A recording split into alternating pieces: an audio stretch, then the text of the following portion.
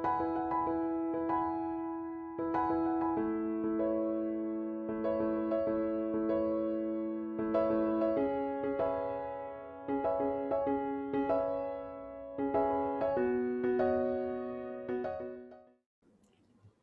عليكم. اليوم محاضرتنا عن الليجنيلا.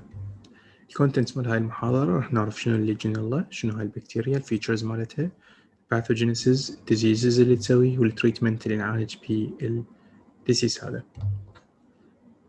فالسبيشيز اللي تهمنا of medical importance هي الليجنيلا نيموفيليا. نبدي بالديستنجوشنج فيتشرز مالتها. طبعا قبل ما نبدي بالديستنجوشنج فيتشرز فهي من اسمها نيموفيليا، يعني تحب اللنج، تسوي لي نيمونيا ممكن. اي شيء فيليا يعني loving thing، يعني هيدروفيليك يحب المي، لايبوفيليك يحب الليبيد يعني، او هيجي. فالنيموفيليا يعني عندها attraction toward the lung، فممكن تروح لللنج وتسوي لي respiratory infection. واحدة من الانفكشن تسوي ممكن نيمونيا، فهي اللي جنة نيموفيليا. فهسه عرفنا الديزيز من البداية من اسمها. نبدي بالديستنجوشنج فيتشرز مالتها اللي تسوي. أول شيء هي ستين with جرام ستين. صح هي جرام ستينينج نيجاتيف، بس هي poorly stained يعني weak staining. فستين poorly with standard gram stain، فهي جرام نيجاتيف بس weak مثل ما نشوفه بهاي الصورة. صح هي رود نشوفها بالجرام ستين، بس هي weak جرام ستين. فيعوض عن الجرام ستينينج هو السيلفر ستين. السيلفر ستين ممكن أشوف بها الليجنيلا نيموفيليا.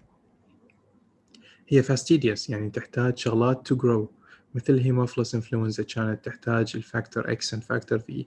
هنا الليجنيلا نيموفيليا تحتاج الايرون والسيستين فور كلتشر، تنمو على فد اكستراكت معين اللي هو BCYE. البي فور بفرد، C for charcoal، Y for yeast and E for extract.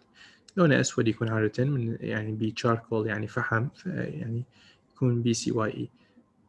يحتاج 5 or more days طبعا to grow on this agar. هي facultative intracellular، عادة تحب تعيش intracellularly. عندها في defense mechanism تقاوم ال intracellular killing، فممكن نشوفها intracellularly تسوي granuloma and تعيش بداخل الماكروفاجز. وهي water organisms، وراح نفتهم هذا بالسلايدات الجاية، بس نخلي ببالنا من اسمها هي legionella pneumophila. هي also hydrophilia يعني hydrophilic، تحب المي وتعيش بالمي، وراح نشوف شلون. reservoir مالتها ممكن موجودة بالريفرز stream، ممكن بالأميبا، هي تعيش intracellular بداخل هذه الأورجانيزم intracellularly. ونشوف موجودة بالريفرز والستريمز يعني بالمياه، فهي قلنا تحب المي loves الووتر. وموجودة أيضا بالair conditioning water cooling tanks، بالمبردات أو بالسبوات المركزية اللي هي تحتاج إنه cooling tanks حتى تبرد الجهاز مثلا، أو يعني ما نحكي بالميكانيزم مال الجهاز شلون يشتغل، بس مثلا تخيل هاي المبردة الكولينج تانك مالتها، هذا الووتر كولينج تانك اللي تبرد الحلفات مالتها اتسترا. فممكن يكون contaminated water with legionella، وهذا يسويها transmission أصلا. بس راح نشوف الترانسميشن شلون يصير. مثل ما حكينا ممكن عن طريق هذا contaminated water مال air conditioning system مثل السبلت. السبلت ممكن هم يعني يسويها transmission. aerosol transmission from contaminated environmental water sources habitat. air conditioning system أو hot water tanks. ممكن يعني واحد قاعد بحمام سباحة ومثلا جاكوزي for example يكون warm أو hot water also can transmit هذا disease. وهي respiratory droplets أو يعني aerosol لازم تدخل عن طريق respiratory tract to cause the infection. ماكو human to human transmission، فالtransmissibility مال هذا الديزيز تكون يعني ضعيفة أو قليلة. no human to human أو person to person transmission. predisposing factors أول شيء smokers نخلي بالنا above the 55 عادة يعني 60s in their age، عمرهم ستينات، و smokers with high alcohol intake هذول predisposed to legionella pneumophila infection. immunosuppressed patient همينة مثل renal transplant patient اللي ياخذ يعني immunosuppressed agent حتى ما يصير عنده rejection للأورجان، همينة also هذا predisposed لهذا الانفكشن. pathogenesis مالته هو قلنا هو intracellular facultative intracellular pathogen، يعيش بداخل الماكروفاج، يسوي granuloma ممكن. وعنده اندوتوكسين هو جرام نيجاتيف بكتيريا بالسيل وول مالتها اذا داي مثلا اللايبو اوليغوساكرايد او اللايبوبوليساكرايد الليبيد اي الموجود هذا اندوتوكسين يسوي فيزودايليشن يسوي توكسيك شوك يعني.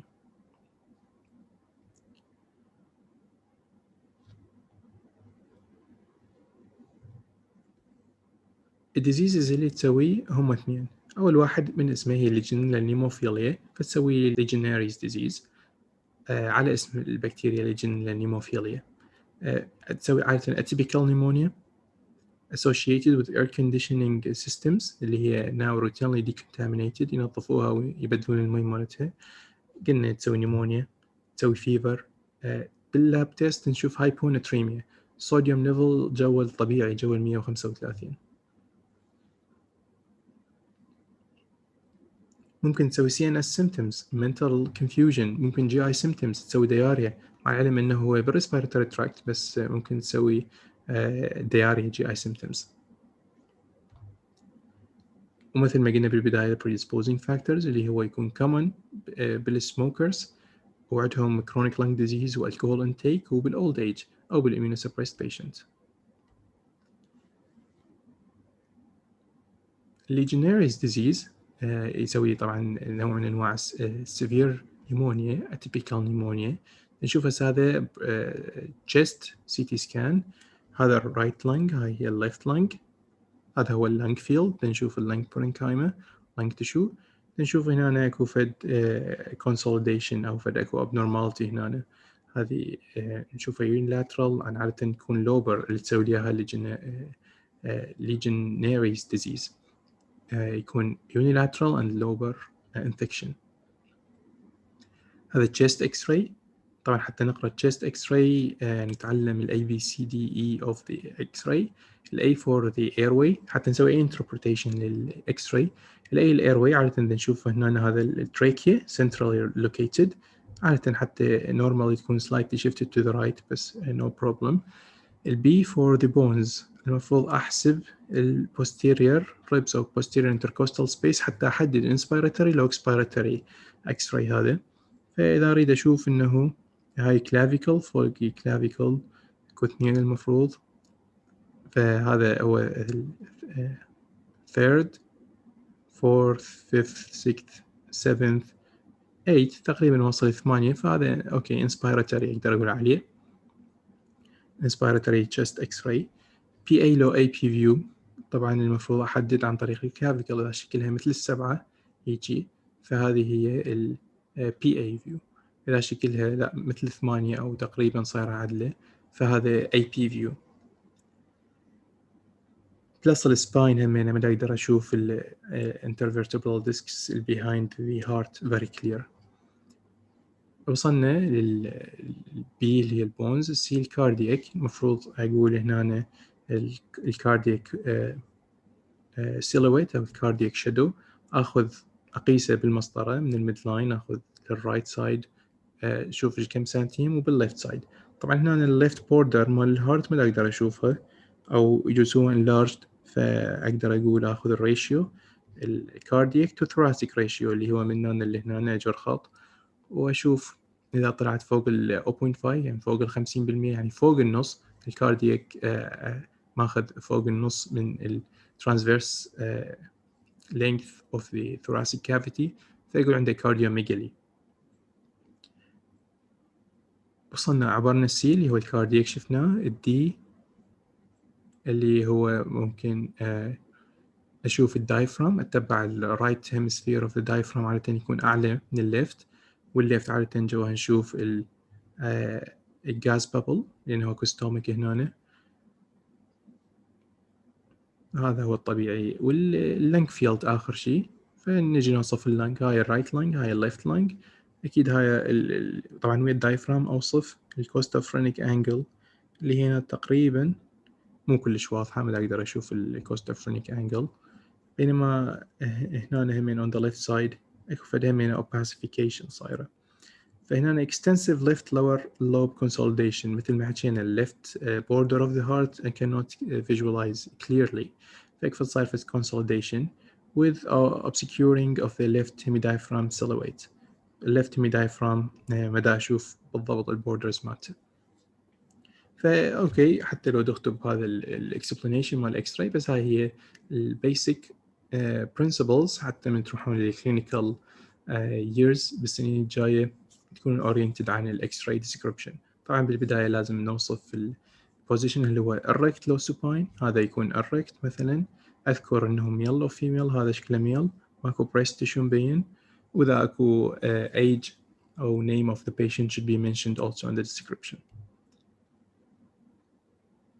ده أوصف هسه بعد شغلات إضافية نشوف بالرايت internal jugular venous line أكو، خلي له هذا مبين بالإكس راي عندي. Legionnaires disease يسوي severe pneumonia، signs مالته أو symptoms هي الكاف والفيفر والchills والaches، muscle aches والshortness of breath، وقلنا يسوي pneumonia also. الديزيز الثانية اللي يسويها الليجنال نيموفيليا هي البونتانيك فيفر. هي mild flu-like symptoms أو syndrome، تسوي pneumonitis، no fatalities بيها. إذا young person comes in contact with legionella pneumonia، patient مصاب بها مثلا أو لا هو أصلا تعرض لها من ال air conditioning system أو whatever source مالتها من الووتر، بما أنه هو immunocompetent they will get pontine fever، راح يصير عندهم ال Legionnaires disease. Regarding the diagnosis ممكن نستخدم ال urinary antigen test.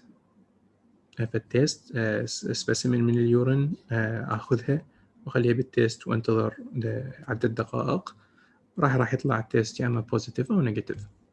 ممكن اللابراتوري تيست تفيدنا إنه نشوف هايبوناتريميا، هم يكلوا الدايجنوسيس. DFA اللي هو Direct Fluorescent Antibody على بايوبسي أخذها، ممكن أشوف إنه أصبغها بالفلورسنت وندر فلورسنس مايكروسكوب، أشوفها تضوي باللون الجرين أبل. وقلنا سيلفر ستين اللي هو داي إترلي أو داي ديترل أو whatever you call it، اللي هو السيلفر ستين، هذا يكون بوزيتيف، راح أشوف البكتيريا بيه، لأنه بالجرام ستين قلنا هو weak staining. fourfold increase بالأنتيبودي.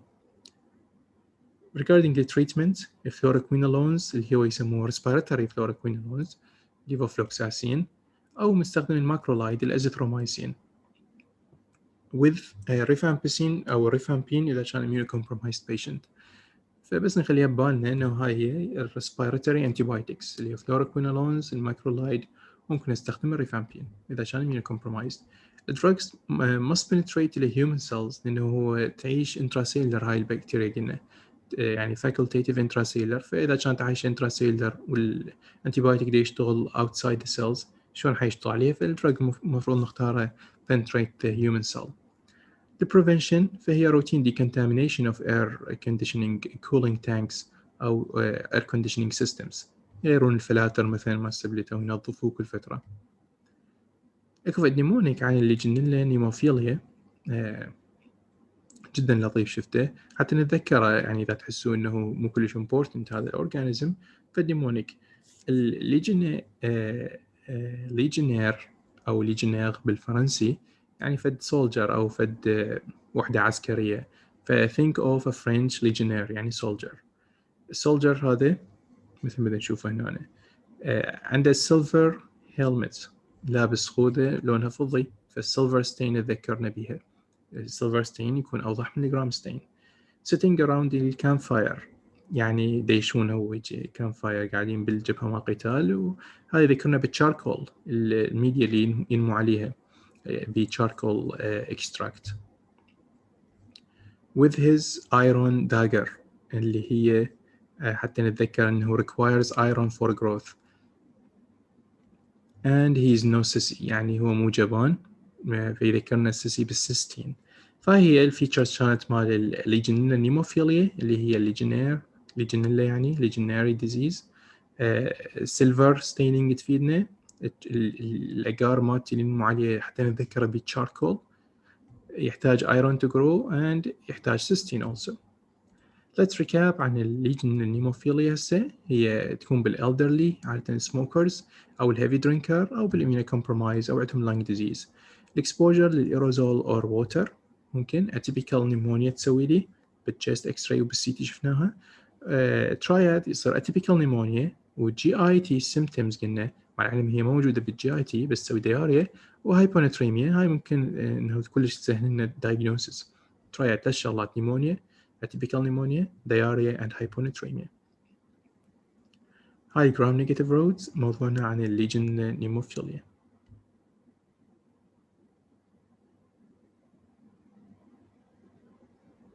Question 1. A 70-year-old man presents to the emergency department with a fever of 39.7 Celsius, a dry cough, tachypnea, and chest pain. History reveals he has been smoking since he was a teen. He mentions that several people at the assisted living community where he resides have had similar symptoms. A sputum sample isolated organism that grew on buffered charcoal yeast extract agar and stained weakly gram-negative. Which of the following properties is consistent with the organism أو causative organism for this infection؟ حتى نعرف إنه هاي الكيس شنو. واحد old age 70-year-old man صار عنده fever، سخن، dry cough، coughing، tachypnea، chest pain. يعني إذا نفكر إنه respiratory infection mainly، عنده fever وعنده respiratory symptoms. هو smoker already ودا يقول دا يعيش هو فد living community assisted living community. هواية من اللي هناك عايشين عندهم نفس السيمتومز مالته. دا يقول sputum sample أخذوه من عنده على الشاركول يست extract أو البفر charcoal yeast extract أجار صار بي growth. إذا حتى نتذكر إنه هذا الميديا اللي هو BCYE اللي هو مال ليجن نيموفيليا، و weekly gram staining silver stain قلنا هي اللي تفيدنا بداله. فعرفنا احنا الانفكتنج اورجانيزم فيا هي الكونسيستنت يعني true regarding this organism. It should be D, requires iron and cysteine for growth. Question 2. Your patient is a 75-year-old man who has smoked cigarette 2 packs a day for more than 50 years. فنضرب ال 2 بال 50 راح يطلع 100 pack here اللي هو هذا يعني مو mild ولا moderate ولا severe، كلش severe. يعني احنا عندنا الرينج اذا تذكروا 20 to 40 هذا المودريت، المايلد جو 20 وال40 فوق ال40 هذا يصير سيفير. فهذا واصل 100 باك here and consumed alcohol drink يعني smoker و drinker 6 pack of beer each day for most of his adult life. بس عمره 75. He now has signs of and symptoms of pneumonia. Gram stain of sputum reveal neutrophil but no bacteria. يعني سوى gram staining بس بكتيريا ما بينت. Colonies appear on BYCE agar but not on blood agar. Which one of the following bacteria is most likely the cause of the pneumonia؟ أكيد كل description حسب حتى اللايف ستايل مالته والage presentation والlaboratory diagnosis بالBYCE agar إنه هاي Legionella pneumophila. Question 3. Regarding the patient in question 2, which one of the following is the best antibiotic to treat the infection؟ ننطي azithromycin, ceftriaxone, gentamicin, metronidazole. ننطي respiratory azithromycin. And thank you.